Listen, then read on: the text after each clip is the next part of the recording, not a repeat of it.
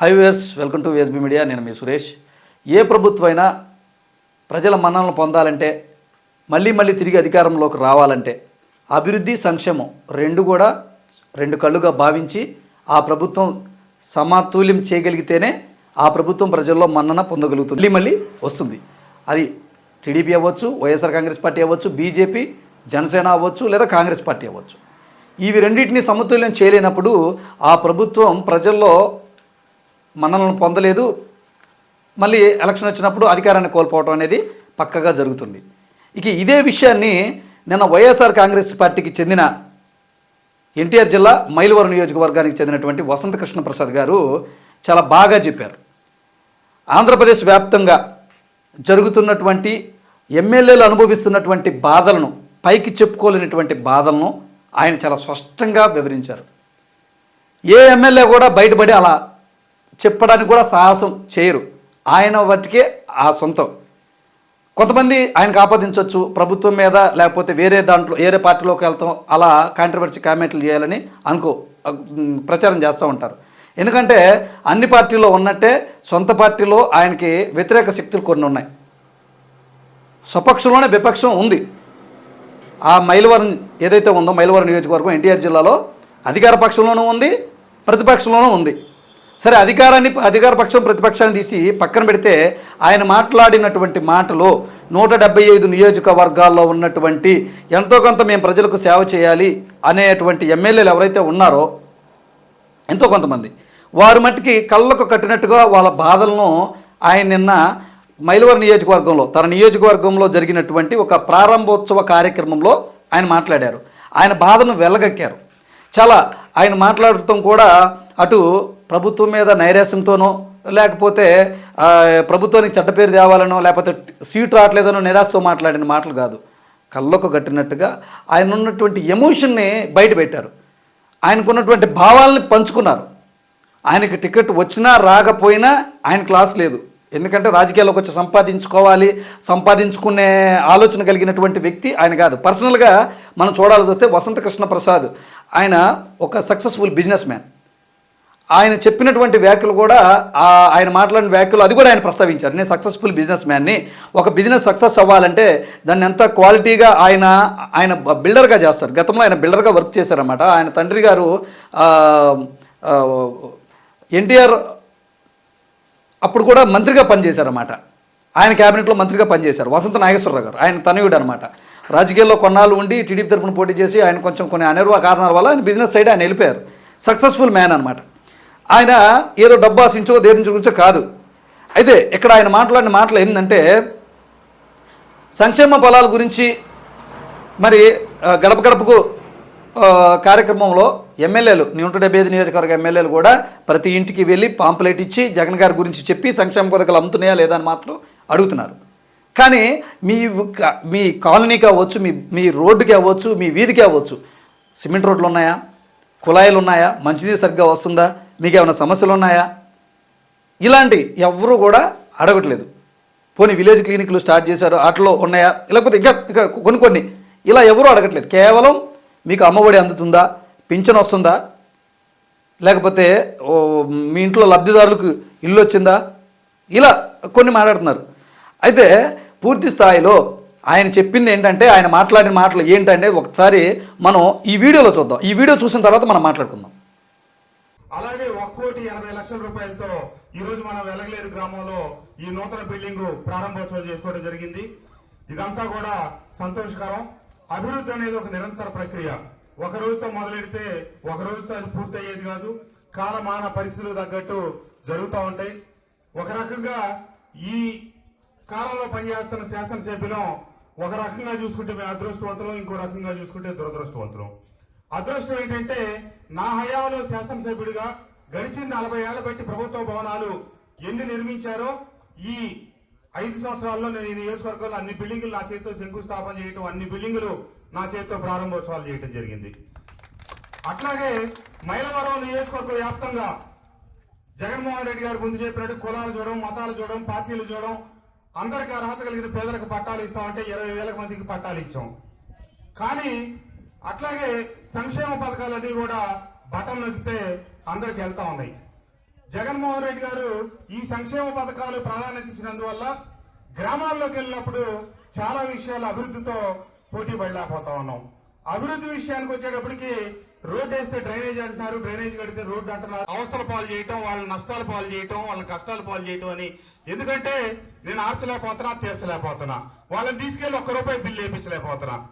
మైలవరంలో సీతారెడ్డి అని చెప్పి వైఎస్ఆర్ కాంగ్రెస్ పార్టీకి 10 సంవత్సరాలు బట్టి ప్రాణం ఇచ్చి పనిచేస్తే పార్టీ కోసం కష్టపడ్డాడు కదన్న 7 కోట్లు అతనికి వర్కులు ఇచ్చి రోడ్లు డ్రైన్లు పోయేంటే అత్యంత ఉత్సాహంతో అప్పులు తీసుకొచ్చి రోడ్లు డ్రైన్లు పోస్తే వాళ్ళ తాత ఇచ్చిన మామిడి తోట కూడా అమ్ముకోవాల్సి వచ్చింది. సరే, ఇట్లా చెప్పుకుంటే 100 సమస్యలు ఏమన్నా కూడా సంక్షేమంలో అందరికీ సంతృప్తి పరచగలిగాం. అభివృద్ధి విషయంలో మటుకు చాలా ఇబ్బందికరమైన పరిస్థితులు ఉన్నాయి. ఓ పక్క రోడ్లు ఇతరత్ర. మీ రోడ్డు కూడా నేను ఆ కాంట్రాక్టర్ని కొట్టుకొని బతీలాడి ఆ కుర్రోడ్డుతో రోడ్డు వేయించడం, వేయించిన తర్వాత బిల్లుల కోసం కూడా దాదాపుగా సంవత్సరంన్నర అవస్థలు పడటం.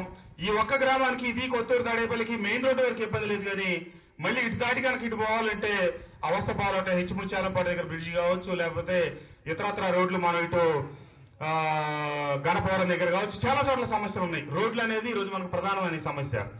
సరే, ప్రజలు సంక్షేమ పథకాలు కోరుకుంటా ఉన్నారు, మళ్ళీ ఇంకోసారి విషయాన్ని దగ్గరకు వచ్చేటికి అభివృద్ధి కార్యక్రమాలు కోరుకుంటా ఉన్నారు. ఈ రెండు సమన్వయం చేసుకోవటం, బ్యాలెన్సింగ్ కూడా రాజకీయ పార్టీలకి చాలా ముఖ్యమైన పని. ఎందుకంటే నీకు 2 కళ్ళుగా ముందుకు పోవాలి, కానీ ఒక్కనే ఉంటే మరి రెండో పక్క ఇబ్బంది అవుతుంది. ఆ ఇబ్బందిని ఇప్పుడు ప్రత్యక్షంగా ఏ గ్రామం ఈ రోజు ఉదయం నుంచి పొద్దున్న దాకా సాయంత్రం దాకా ఈ టైం దాకా నేను ₹1,80,00,000 పెట్టి రోడ్లు, సచివాలయం బిల్డింగు, ఇతరత్ర కార్యక్రమాలు చేస్తే ఆ గ్రామాల్లోకి వెళ్తే 5 ఏళ్ళు శంకుస్థాపన చేసి నేనే ఈరోజు ప్రారంభోత్సవాలు చేశాక సార్ కాంట్రాక్టులో బిల్లు రాలేదనేది అందరూ తెలిసిన విషయమే. అది కాకముందే 10 మంది వచ్చి నా చుట్టూ చేరి మీరు మా రోడ్డు పోయించలేదు, మా డ్రైన్ పోయించలేదు అని చెప్పి తగ్గులు ఆడుతూ ఉన్నారు. మరి పైన డబ్బులు లేకుండా నేను ఎన్ని రోజులు పనిచేసేది? మానసికంగా ఇదంతా చాలా కష్టంగా ఉంది. ఏదో ఎప్పుడు చీకటి పడుద్దా, ఎప్పుడు తెల్లారుద్దా అని రోజు ఎదురు చూడటమే శాసనసభ్యులు. చూసారుగా, ఈ వీడియోలో ఆయన క్లియర్ కట్గా చెప్పింది ఏంటంటే, నియోజకవర్గాన్ని నేను అభివృద్ధి, ఈయన టాపిక్, ఈయన నియోజకవర్గం గురించి మాట్లాడదాం. నియోజకవర్గాన్ని అందరికంటే ఎక్కువగా నేను అభివృద్ధి చేయాలని అటు ఎంపీ కేశినేని నాని గారితో కానీ, ఇక్కడ విజయవాడ పార్లమెంటు ఎంపీ నాని గారితో కానీ, అలాగే కొంతమందితో పట్టుకొని ఆయన కొన్ని నిధులు తీసుకొచ్చి చేయించారు. అలాగే అభివృద్ధి పనులు ఏమన్నా ఉంటే, సిమెంట్ రోడ్డు ఏమైనా ఎవరన్నా ఒక 10 మంది వచ్చి మా వీధిలో బాగలేదంటే అక్కడ ఉన్నటువంటి కొంతమంది పార్టీలో ఉండే వాళ్ళకి కాంట్రాక్ట్ పనులు ఇచ్చి చేయించారు. ఇక బిల్లుల కోసం వీళ్ళ చుట్టూ తిరుగుతున్నారు వాళ్ళు. మరి ఆయనే కదా చేయించింది, ఎమ్మెల్యే గారు మా బిల్లు కావాలని ప్రతిరోజు వాళ్ళ ఇంటికి వెళ్ళటం, ఆయనతో చేయటం. ఇదే పరిస్థితి అన్ని నియోజకవర్గాల్లోనూ జరుగుతుంది. కానీ ఎమ్మెల్యే గారు అనేది కొంచెం ఇదిగా వాళ్ళకి చెప్పలేనటువంటి ఫీలింగ్లో అది బయటపెట్టారు. ఆయన ఒక ఎగ్జాంపుల్ కూడా చెప్పారు. అక్కడ ఉన్నటువంటి వైఎస్ఆర్సీపీ నాయకుడు 10 సంవత్సరాలుగా పార్టీకి వీరాభిమాని అయి ఉండి ఆయన పార్టీ కోసం పనిచేస్తున్నాడు కదా అని చెప్పి ₹7 కోట్ల విలువైనటువంటి అభివృద్ధి పనుల్ని, సిమెంట్ రోడ్లని ఆయనకు అప్పగించడం జరిగింది. ఆయన చేశారు.